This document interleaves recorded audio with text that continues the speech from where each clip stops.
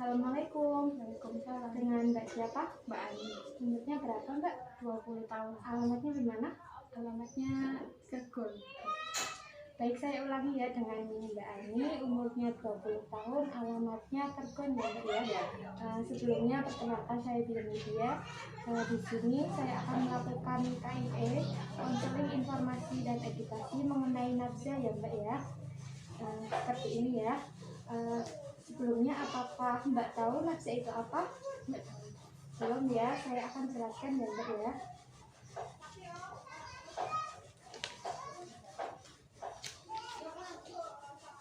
Baik, nafsa adalah narkotika psikotropika zat adiktif ya Mbak.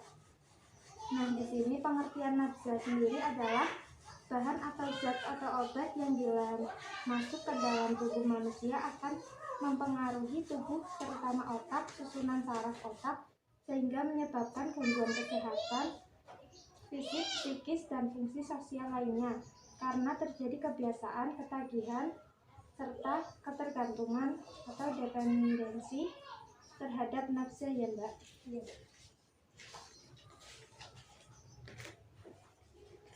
Selanjutnya, nah di sini jenis narkotika ya Mbak. Yang pertama ada ganja seperti ini ya.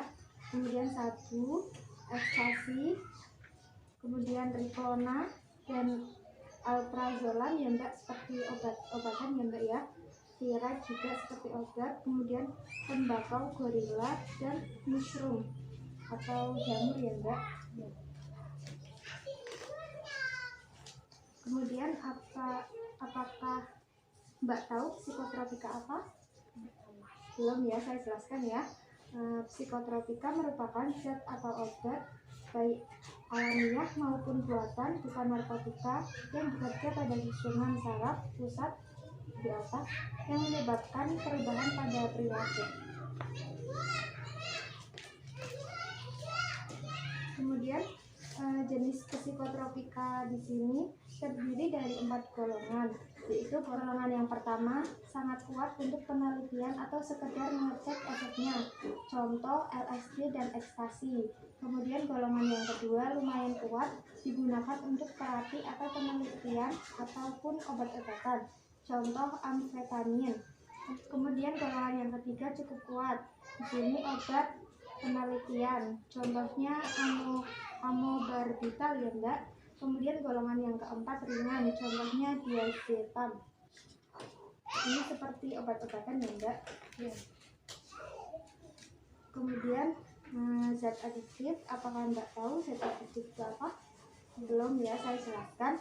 Zat adiktif merupakan obat yang apabila dikonsumsi dapat menimbulkan ketergantungan atau adiksi yang sulit dihentikan dan berefek ingin menggunakannya secara terus-menerus. Ini seperti ketagihan ya.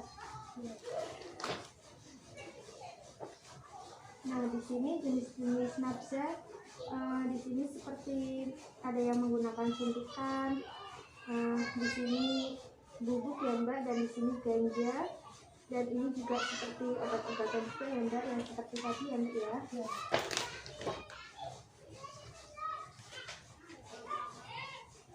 Kemudian penyebab penyalahgunaan narkoba. Nah, di sini yang pertama faktor individu. Di sini mudah depresi dan rasa kurang percaya diri ya Mbak. Kemudian mudah kecewa. Dan yang kedua faktor keluarga.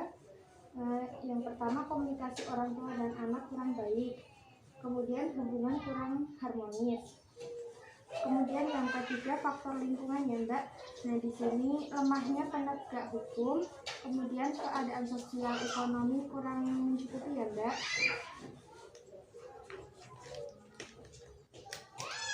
Kemudian akibat penyalahgunaan nafsa, perubahan fisik.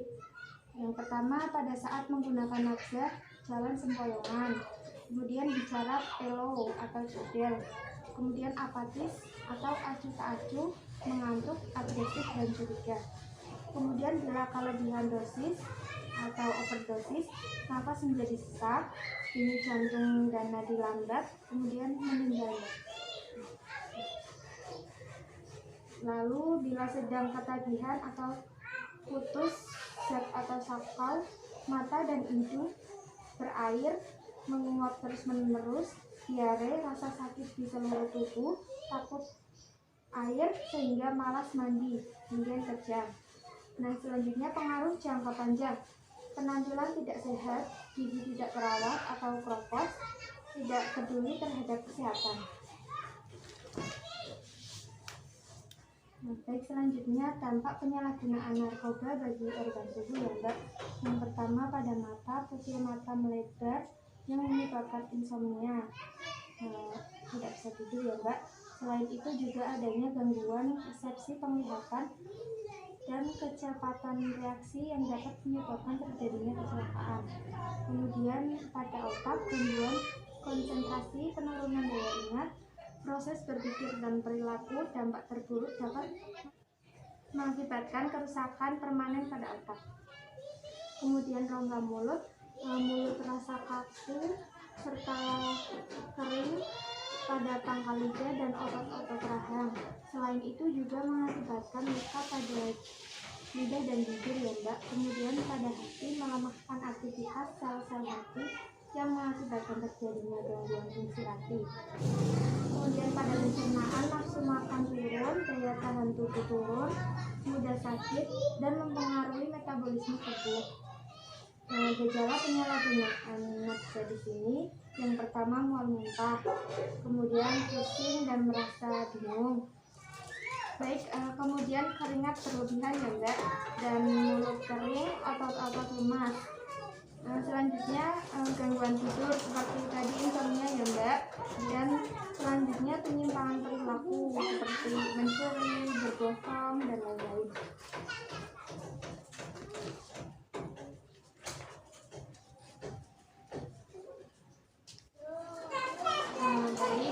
Di sini orang-orang yang ketergantungan terhadap nafsa lebih mudah mengalami gangguan psikiatrik atau jiwa, yaitu gangguan pribadi, antisosial, seperti tidak mau bersosialisasi kepada tetangga, kemudian depresi dan bunuh diri Mbak, seperti itu.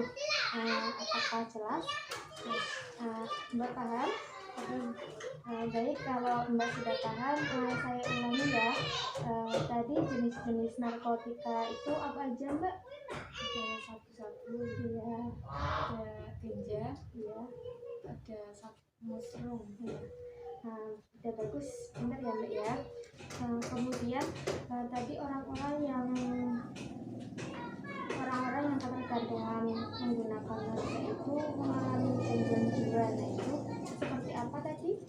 Kemudian pribadi antisosial, sama depresi atau bunuh diri. Ya, baik, sudah benar ya Mbak.